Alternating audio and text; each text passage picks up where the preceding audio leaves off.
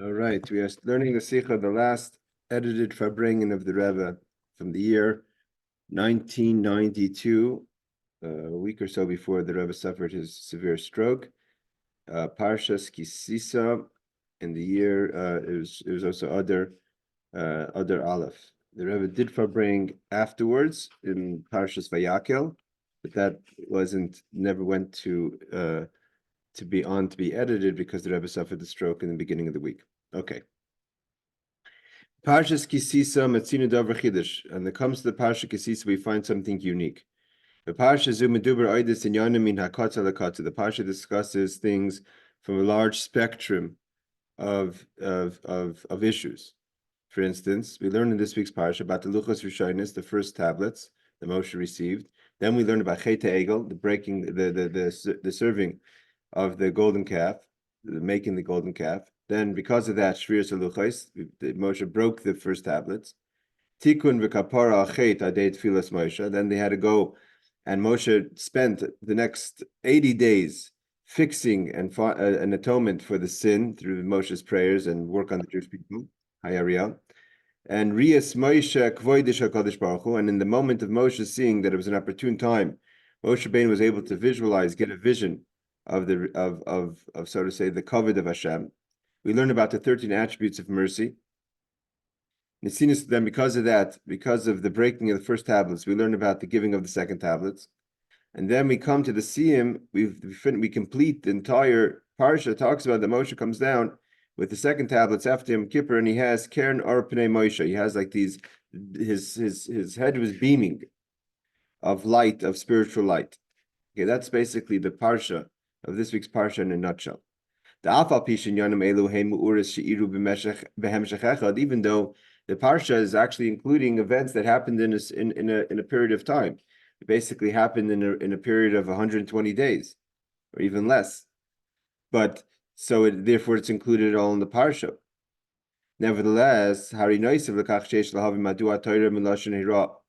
so first one has to understand why the Torah, and the word Torah comes from the word lesson. The Torah is not telling us a story. Torah is giving us a lesson about our own life and about how one serves Hashem. Is misaperes lanu barichos. The Torah tells us in detail. The Torah goes into detail about the negative. The Torah could have said the story of the negative in shorthand. Instead, the Torah goes into details how they went to Moshe and they built and all that.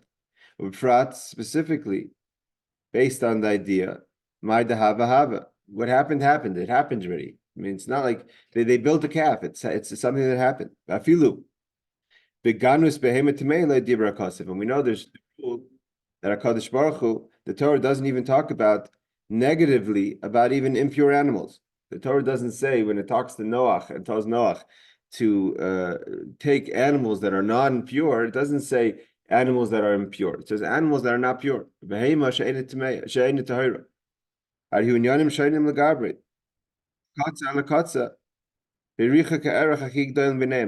to the fact that the Torah goes into details and telling us everything that happened, seemingly possibly not necessary. Also, the Torah talks about a long range of subjects in this week's Parsha. Hi, we're holding page 341 in the PDF. We just finished the second paragraph. We're talking about the details or the inclusiveness of the Parsha. This week's Parsha is full of a full packed Parsha, like we spoke about in the Parsha class in Chabad House. So the Rebbe says we're talking again. This is the last Farbrengen that we have edited from the Rebbe. In 1992, the Rebbe Farbrenged Parshas Vayakel that same year, 1992, but the Sicha was never published in an edited form because the Rebbe had a stroke before that. Okay, so we're holding the third paragraph on the right-hand column in the first page, 341. Haluchas harishonis. When we learn about this week's parsha, about the first luchos, the first tablets, seemingly it is or not seemingly, it is the highest thing that was ever given from heaven down to this earth is the first tablet. Haluchais, the Torah tells us, the first luchais are Maisa Elikim, they're God's handiwork. So to say in a different way, everything is God's handiwork, but this is God's handiwork within creation. Va'michtav, and the writing is Michtav Elikim, is a godly writing. So that's the highest thing that's been ever given to man in a material form, is the first tablets. Shvir Saluchais, and then when Moshe went and broke the tablets that he got from our God, and why did he do it? Beglal Ma'isa Egel, because of the golden calf. Who you read the Shen Kamaisa is the lowest of lows. So we went from the highest of highs, from receiving from God Himself the first tablets that He Himself put together, wrote and carved out, to serving idols, which is the lowest we could ever reach. And who you read the Shen Kamaisa. Then we learn about Yud Gimel Mitzrachmim. Again, we learn about the 13 attributes of mercy. V'riyas Moshe b'chvoidei shel Hashem, that Moshe sees the presence of God. Inyan Achinayla, again, we go to the highest level. That Moshe was able, through atonement, to achieve the knowledge, and he was introduced to the concept of the 13 attributes. And then to go see the kavod of Hashem. He was able to see something that, to the max of what a human being could see. And after Moshe went in the process of achieving atonement and being given the 13 attributes later for the Jewish people to use at all times, that God says, like Rashi brings down, that they never go unanswered. And then comes the second tablets. Sug luchis acher legamre, a totally different type of tablets. The second tablets were in certain ways no like the first tablets. Like it says, Psalacha, the Torah says, and Rashi brings down, Psalacha maisi de Moshe. Moshe made the second tablets. God said, you broke them, you have to make new ones. So the first ones were made by God, and the second ones were made by Moshe. Shabo beglal, and why did this all happen? Because again, because of the sin and the breaking of the first tablets, therefore Moshe had to make the second tablets. And it was given in a different time. The first tablets were given after the first 40 days before the Jewish people committed the sin of the golden calf. And the second tablets, after the final 40 days. We know Moshe went up 3 times. The first time to receive the first tablets. Second time he went down when they built the golden calf. The second 40 days was to just plead for atonement. And the last 40 days was to achieve a higher level of atonement, that God shouldn't just forgive, but he should also, so to say, forget, and have a rotzain for the Jewish people, a will for the Jewish people like before, and then get the second luchos. That's the final 40 days. And then when did he come down? On Yom Kippur. Became the Rebbe says all these things happen in one story, in one parsha, in one kind of flow. Moving from this, we see so the idea is that why is it all in one parsha? The Rebbe is getting at something, that the entire story of the tremendous highs that the Jewish people achieved, and the tremendous descents that the Jewish people fell, and then again to come back up and then back down, this kind of roller coaster in our spiritual journey, and it's all packed into one parsha, has a reason. Yisayim is that the Rebbe says more than that. The parsha saying meduber oidis hapratim b'mayil seluchas erishonis. And our parsha also goes in to talk about, doesn't just tell us that Moshe got the first luchos. It tells us specifically the uniqueness of these luchos. The luchos, even ksuvim be'etzbel ekim, these were written with the hands of God. Luchos ksuvim mishnei Evrehem. They were done miraculously, that they were from both sides. They're God's handiwork. Michtav lekim choros al luchos, carved in on the luchos. Not only that, even when Moshe is told to make the second tablets, he is reminded about the greatness of the first tablets. That the first 2 tablets were psalacha. You have to do a second tablets like the first tablets. The kafa dimyon, it's only comparable. It's only almost as if, but it's not as great. God told Moshe, you have to make like a copy, so to say. Whenever there's a kaf in a word in the Hebrew grammar, the kaf is chafa dimyon. Chafa dimyon means as if, but it's not exact. Although it's funny, in this group of talks that the Rebbe spoke about, and maybe it's going to come back, this group of talks that the Rebbe spoke about, that Thursday night of that week, and it's included in this edited edition, they included it into the Shabbos talk. The Rebbe actually gives an example where a kaf hadimyon is actually greater. Maybe he's gonna talk about that. It says when we say Hashiva Sheftarich Kiva Rishona, that we should return our courts the way they were before. The Rebbe quotes that night that Kiva Rishona means even greater than the courts that were before. But let's see if the Rebbe brings that down in this story. The Chura, the Rebbe says seemingly, Prate Milas Haluchas Harishonis. The fact that we go into the details of the first tablets, we should have put that into another parsha, the end of Parsha Mishpatim. So again, if anyone remembers, right, that Moshe Rabbeinu, the way the Torah goes in the orders is that we have Parshas Yisro, which talks about the giving of the Torah. Then we have Mishpatim that goes on laws that Moshe is taught on the laws of Nezikim. But the end of the Parsha Mishpatim goes back to the story of Matan Torah and kind of concludes it. So that in that part of the conclusion of the story of Matan Torah, we should have learned about the Luchos because that's part of the positive story. And in our story, then we go to the two Parshas of Trumat Tetzava that talk about the temple and the Kohanim. And then we learned this week's parsha about the golden calf and the breaking of the tablets. But we should have put the good news, so to say, in the parsha of Mishpatim. The prati milas haluchas rishonis strichen likasev b'seif parshas Mishpatim should have been at the end of Mishpatim when we kind of conclude the greatness of the story of the giving of the Torah. Shamhu makem ha'ikri, that is the main place ha'medubar oidis haluchas rishonis that we talks about the first tablets because it says over there alei layahara, come up to me in the mountain. I'm going to give you the tablets. So then it should have described what the tablets were like and finish it off, the first tablets in the Parsha Mishpatim. The common Parsha said, it was enough that we could have said it in shorthand.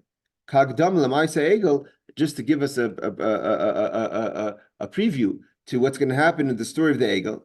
The Shviras HaLuchas and the breaking of the Luchas. So we have to know that Moshe came down with the Luchas and he broke them. But the details of how the Luchas were should have been written Mishpatim when God tells Moshe, come up to the mountain, I'm going to give you the luchos. So then the Torah should have described what kind of luchos God's going to give.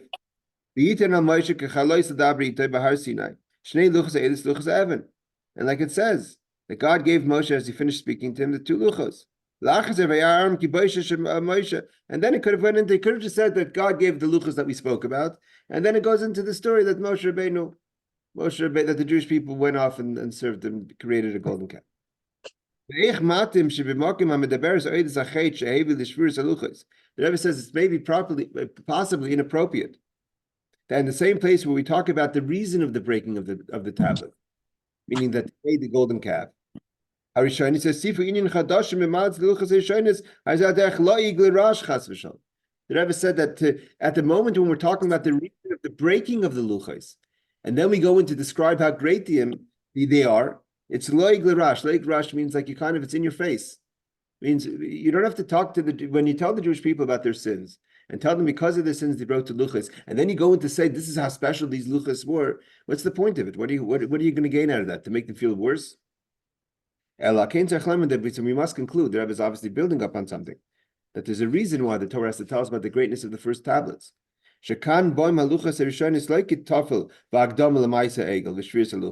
So we must say that the fact that the Torah tells us in detail about the luchos and Moshe getting the luchos and how God prepared the luchos is not just as leading up to the story of the golden calf and the breaking of the luchos.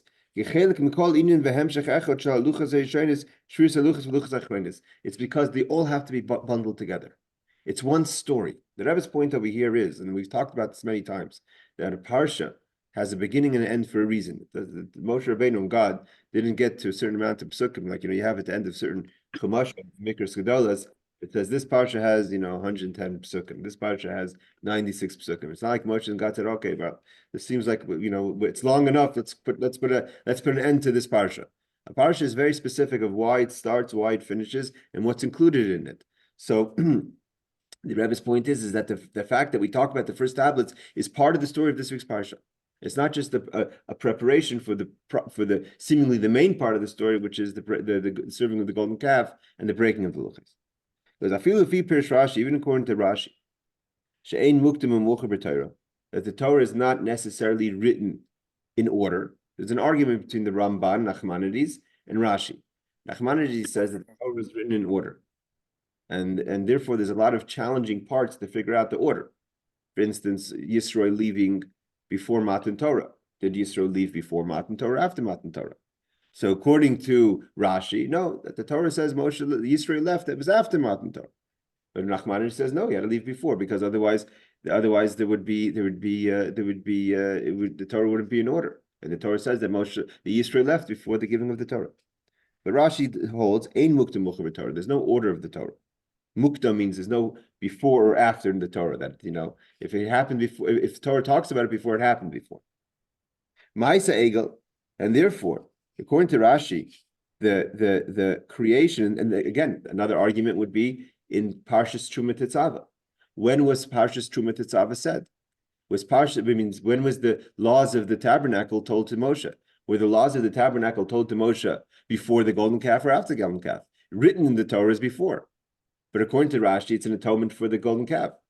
So why would Moshe have said it before? So according to Nachmanides, God told it to Moshe, and only later he revealed the reason why. So Ma'isa Egel Koydem L'Tzivi Melechas HaMishkan Yom Rabim Hoya. Seemingly that the Rebbe says that according to Rashi, the story of the Egel happened many days before the commandment of the Mishkan. Even according to the time schedule, Moshe Rabbeinu came down on the 17th of Tammuz and broke the luchas. That means that's when they built the Egel. The Mishkan was only dedicated in the first of an entire almost 9 months later, in the first of the month of Nisan, the following year. On the 17th of Tammuz is when they broke the tablets.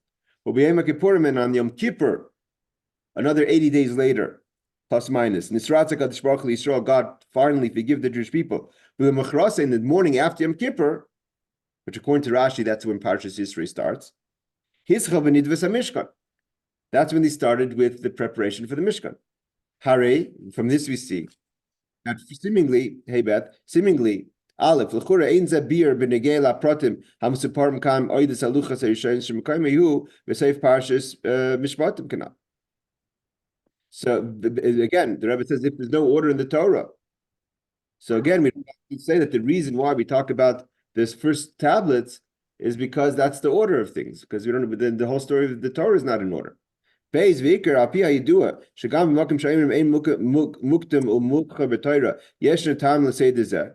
Kol davar b'Torah gam seder b'Torah hu b'tach zadiyuk. Tzarich madu anyanim hanal musupar mekam Parshas Sisa. Nevertheless, the Rebbe says even if you say that there's no order in Torah, but there's no order in the time of the schedule of when it happened. But the Torah, the way the Torah organizes it is a reason. It means even if it didn't happen in the way the Torah said it, but how the Torah says it has a reason. The Rebbe is again building up. Nice of the kach. Move on. Move on. Karv l'sim haparsha oidinyan. Shlachura ein leishayches klal lekan hatzivui l'shleisha regalim. Then the Rebbe adds another thing is why in middle of the parsha towards the end the reading of the 6th chapter of the 6th reading of Shisha we start talking about the holidays. Why does that have to do with the parsha? Okay, the Rebbe says. Hashelim is chazekes oideis. I'm going to try to get to the answers. So we're going to go a little faster. Hashelim is chazekes oideis. Mitzad Shem Parshas Sisa. The question becomes a little more challenging when we look at the name of the parsha. We know the Rebbe always understood that the name of the parsha is not. The Rebbe argued this many times. The name of the parsha is not because that's the first words of the parsha. The name of the parsha it gives us an insight to the message of the parsha.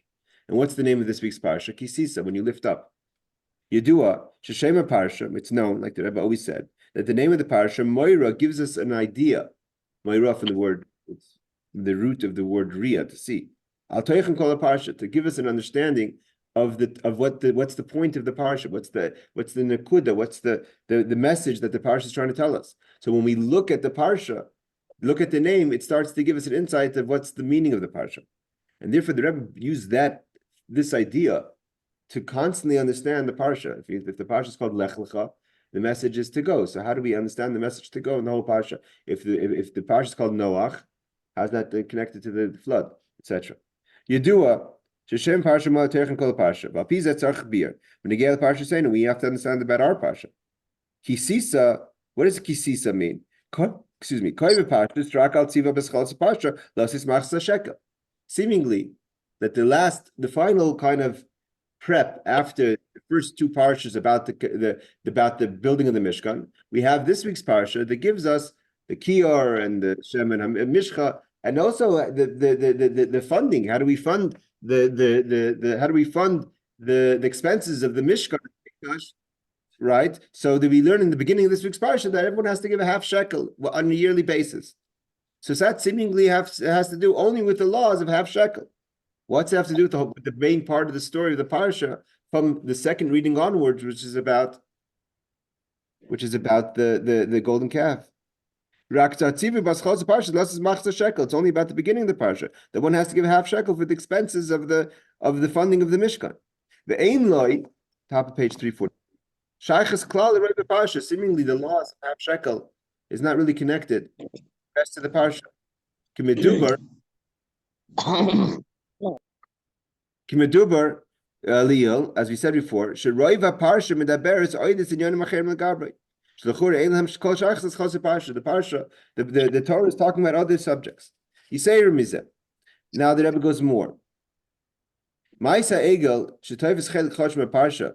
When we talk about the golden calf, which is the main part of the Parsha, how do you read this Ein Kamoisei?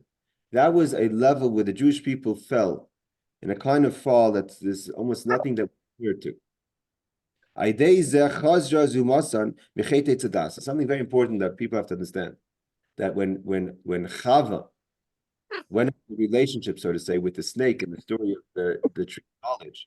Sorry, Beth, I'm just going to put you on mute because there's some static coming up. When Chava in the story of the golden calf, so at that moment, there was a kind of poison, so to say, a spiritual poison that was put into mankind. That poison, that zuma, didn't leave the mankind, so to say, till the giving of the Torah. When the giving of the Torah, kind of everything was, Mamish reached the level of cleanliness that even the sin of the golden calf of the tree of knowledge was gone. So it says what happened within 40 days later. It says Chazro Zumasan. It came back. So to say, the dirt came back by serving the golden calf. After they got rid of it by the giving of the Torah, they didn't last 40 days, and they're back to sort of say square one. And this is the beginning of all the sins of the Jewish people. Like God Himself said, when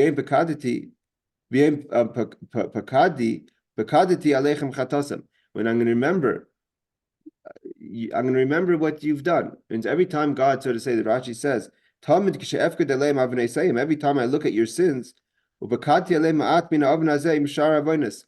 to kind of, there's going to be a flavor of what happened in the golden calf in every sin. Every time God judges the Jewish people, it's going to be kind of, it wasn't like, it's like it's like in a marriage, lahavdil, when someone's unfaithful in the marriage, right, in a relationship. So no matter what happens, that comes up. So here he says, so I'm going to remember what you did.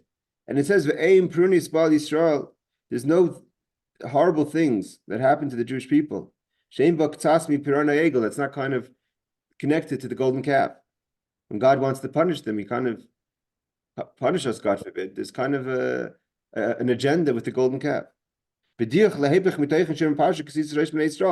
that's opposite of the name of the parsha. The whole name of the parsha is that we lift up the Jewish people, and the token of the parsha is the sin of the golden calf, which kind of stayed with the Jewish people forever.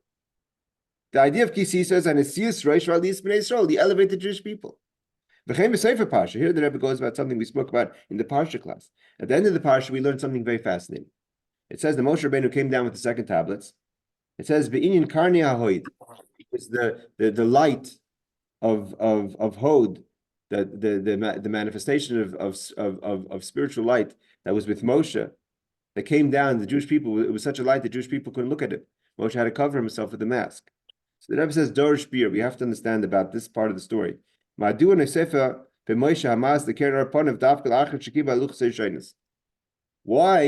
Moshe get this, so to say, gift of Karen Or, of this light that emanated from Moshe on the second tablets?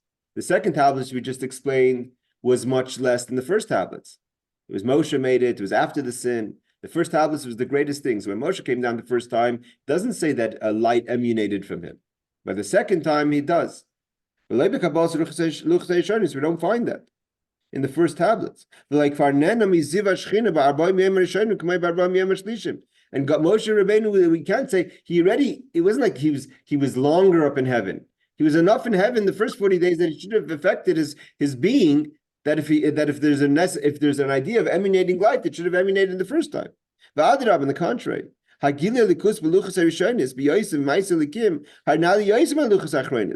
I said, the first tablets were much greater than the second tablets, which were made by Moshe. More than that.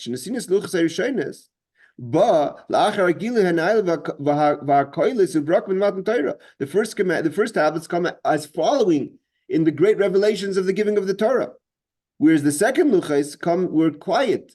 Moshe Rabbeinu, there was no fanfare, right? The first luchos came with God coming down the mountain and the fire and the shofar and all that. And the second luchos, kind of Moshe just, snuck into the camp with the second luchos. We don't really mention it so much. It's an idea that it's not just by chance. The Torah says that God says to Moshe, at the first time we made a big party and the evil eye kind of got a hold of the Jewish people. There's a concept sometimes you put yourself out there, so you become vulnerable to criticism.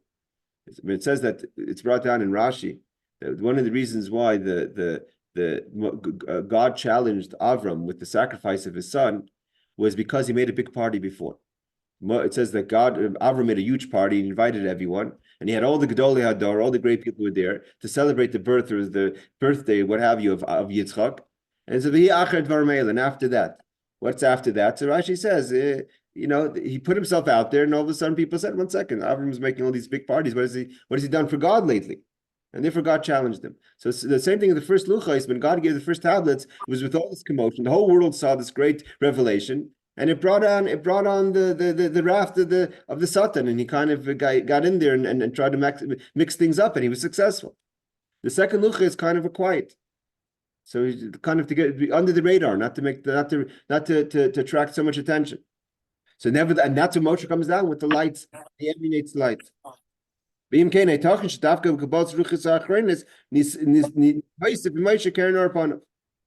are.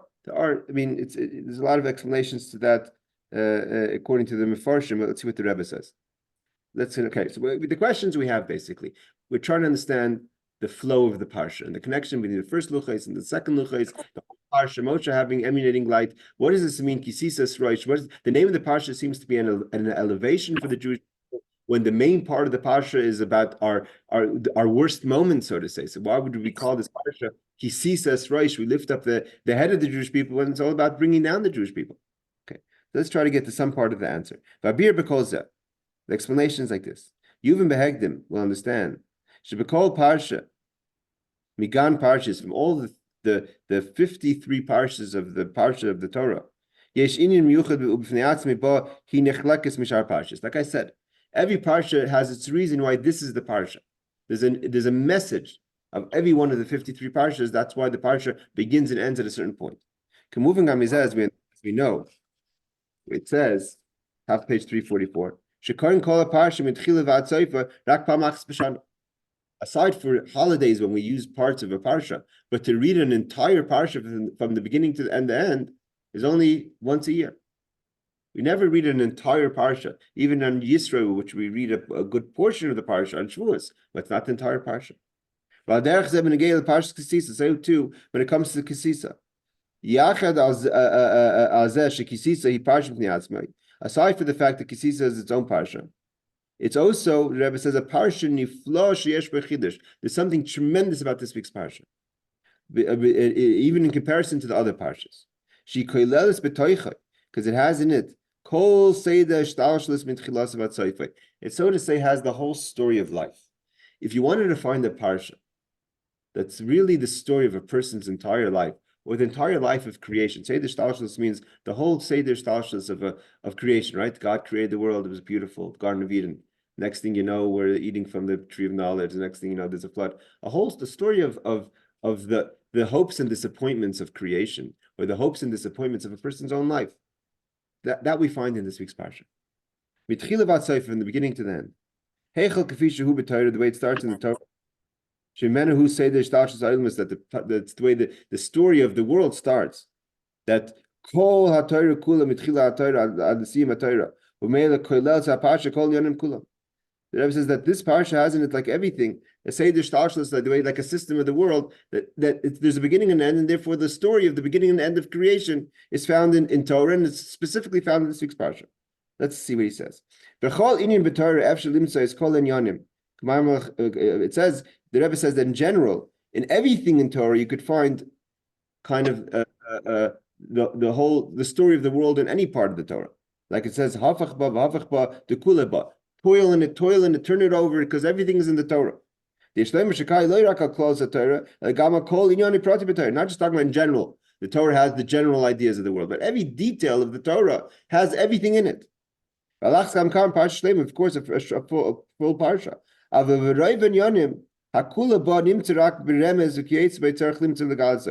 Rebbe says the difference between this parsha and all other things in Torah, where everything in Torah has kind of the story of life, is in other places you have to really work hard to find the message. This week's parsha, the message of life, is in our face. What's unique about Kisisa? That the fact that the story of creation, or the story of life, is revealed to everyone. Both in the Torah in a way that's in the written Torah, not just the way it is in the Medrash, etc. The Rebbe says, what is the message? HaKadosh Baruch Hu kava, God made it so. That everything's divided into three kind of ideas. There's the Rosh, there's the beginning of something. There's the Toch, the Emtza, the middle part of a story. And there's the Sof, the end of a story, right? You have a beginning, a end, and a middle. First comes the beginning of a story, right? And if you look at it, you have to go fast, right? God created the world, he's happy. 2 times Kitov, 6,000 years of ups and downs, and comes Mashiach, right? So it's beginning and the middle. So he says, that in the story of beginning, end, and middle, kavanas v'tachas kol hadavar, that's where the intention, the point, the expression of the intention of everything is together in a sandwiched in between the beginning and then middle. Kol davar la'acher mikan ba hadavar atzmai hatoich. So he said, again. Because Rosh, first starts the beginning of everything. What is in the beginning of everything? Shekol b'toicha, that has inside of it the kavanas, b'tachas kol davar, the reasoning of why he did it. In the beginning, you can understand the motivation. From the beginning of something, it gives us an insight of the motivation of something. It means the tachlis, kavanas v'tachlis means what's the bottom line? Why are we starting? What is happening here? After we get to the kavana, the intention, the motivation of something, Ba'adavas becomes the story that means why did we create the world? That's God wanted a dir b'tachtonim, and now let's see what are we going to do about it. That becomes the toch. That's the story itself. Hatoch va'emtza. That's the middle. Shayadi nasas hatachlis. That's when we're supposed to actualize the intention, actualize the motivation. Why means when you actualize the motivation? What motivated God to create X, Y, and Z? Like the Tanya says, so there should be a revelation of God. Now, what did we do about it? How have we revealed God in our lives, in the world? That's the toch, that's the emtza. Kisof ma'isa machshav tchila. The end game, how things end up, is what motivated in the beginning. It's a rule in Torah. We say that in the Chatodi. And in the emtza, how do we connect to the kavanah, to the intention, to the motivation? It's broken down to 3 categories of Torah. The beginning of everything is Torah. Like Chazal teach us, Shetor Nikas Reishis Darkoi, that's the beginning of the way. He comes even before the world. And that was the intention of creation. The Kolinonim Breishis V'Shvil Torah Shnik Reishis. That the intention of creation was that we should bring Torah into the world.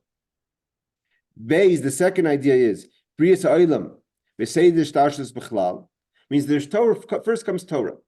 When you want to know the kavanah of everything, first the idea is that there's Torah. God wants to reveal His wisdom. Number 2 is the part of the component of the creation of it, which is the creation of the world. Brias Ha'olam V'Havoida B'Bria K'dei L'Malas is Tachlisa B'Shvil Torah.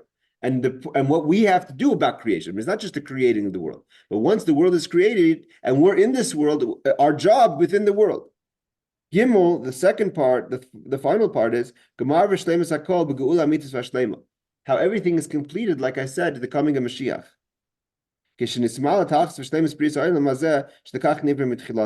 When we complete the intention of creation, you have to understand something. This is what the Rebbe is getting to, and this is the parsha. The parsha is the story of life. We start off Kisisas Rosh. Kisisas Rosh is you elevate the head. That's what motivated God for creation. And God knows that in elevation of the head means in elevating a person, there's a story. That's the toch. That's the emsa. That's the story of life.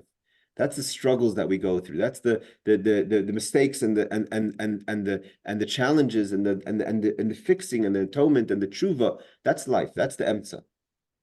And that's it. That's why it finishes off with the lights of Moshe Rabbeinu. That the head of the lifting up the head, where do we see it? Where does it come to conclusion? Is the lights of Moshe. He says like this: and this idea that there's three components of every happening is the first three letters of the alphabet of the Aleph Beis Gimel. The Torah has in it the 10 utterances. So the first letter is the Torah.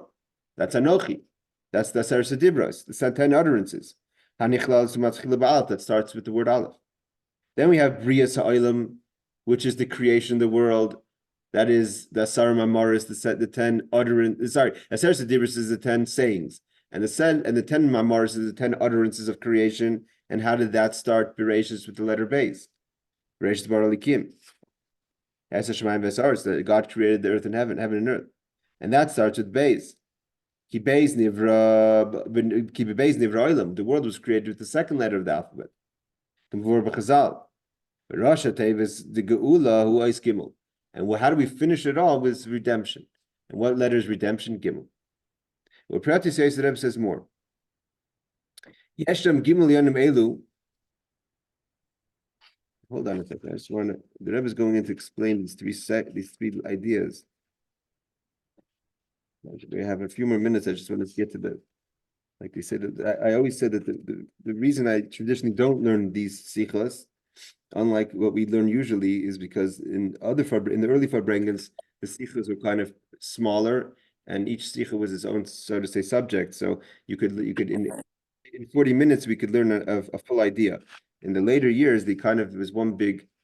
They made it into the Rebbe made a longer kind of talk, so you could learn the whole 40 minutes and never get to the end. I just want to see if there's something very long for bringing.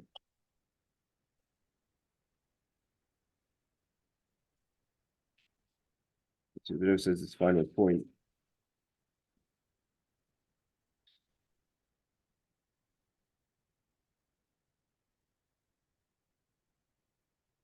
I'm just going to read a little bit. We're going to skip to page 349. Sifches, kind of an answer where the Rebbe puts it all together, the parsha. So we understand that basically there's three parts of life. There's the beginning, end, and middle. And we have three parts of the parsha, Sisa, which talks about the lifting of the Jewish people. There's the Toch, the Emtza, the whole story of the Egel. We have the end where Moshe comes down with the final tablets and he's emanating light. So the Rebbe said like this, Sif Ches, page 349. Al Pisa moving from this is understood. Shekol Gimel Hanyanim Parsha. The three main ideas of the parsha. Luchas Rishon is the first tablet. Luchas Achron is the second tablet. Afilu Cheta Egel and the part of the sin of the golden calf. Shvir Saluchas from time and the breaking of the first and middle. Echelik Miseder Parsha. It's all part of Kisisa. Beisayim is Inin Echad Mamish. It's one full idea. Shetoichem Kisisa. What does it mean Kisisa? Like I said, to lift up. Is Anasiyas Rosh V'Aliyah B'Dibnei Yisrael. Is to lift up the head of the Jewish people. How do you lift up? It means that the God says, God, it's an amazing thing what the Rebbe is saying. The God is telling us in the beginning of the parsha, you're going to learn something horrible about the Jewish people. You're going to learn about their worst moment. 40 days after receiving the Torah, they built a golden calf. But before we even start that, I'm going to tell you the name of this week's parsha. And the name of this week's parsha is Kisisa, that we lift up. That part of that, even our worst moments in our life is a growing experience. It's a way how our heads lift up. And therefore, when you're going to read the story, you may look at the story and start judging and feeling bad or whatever, how you're going to respond to it. You have to know that the point of the Parshas Kisisa, something great is happening here, even though it's happening in a way in our worst moment. That's why he says the name of the Parshas Kisisa. Rosh Valiyah de Bnei Yisrael, the lifting up the head of the Jewish people. Elishinian said, how do we get to Kisisa, to lifting up? It's divided into three parts. Dargas Aleph, the part of Torah, which is the first Luchais. Beis, life, creation. And Gimel, which is Geula. In Yanim Mefanim Bebitin Nesis Reish, this is all about how we lift up the head of the Jewish people. Aleph is Luchas Erishanis Shepol Parshas Alis Bnei Yisrael Man Torah. That talks about the elevation the Jewish people had in the beginning of the giving of the Torah. Beis, which is life, creation, challenges, is Chet V'Shvius HaLuchas, the sin, breaking of the Luchas, outcome, consequences. It was good that you broke it. Shepol is in Tshuva, because through that, it was introduced to the Jewish people the concept of repentance. Pischem Pele Bali Tshuva. This opened up the mouth for anyone who has to go through Tshuva in their life. And the Jewish people themselves had to do Tshuva.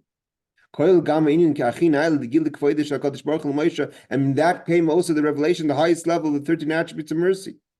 And that through our experiences, we came to Gimel. What's Gimel? We're able to come to the second tablet, the third stage. And then Moshe radiates light. When does Moshe give off light? Not in the beginning when things are easy, when you were given the Torah, when you were given the Matan Torah.